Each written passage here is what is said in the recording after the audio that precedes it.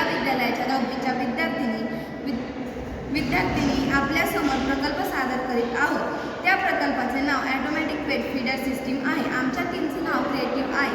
Problem statement: many pet owners force difficult feeding their pets on time due to their schedules, travels, forgetfulness, irregular feeding. Times or incorrect foods proteins can lead to health problems such as obesity or many nutrients in pets. Therefore, there is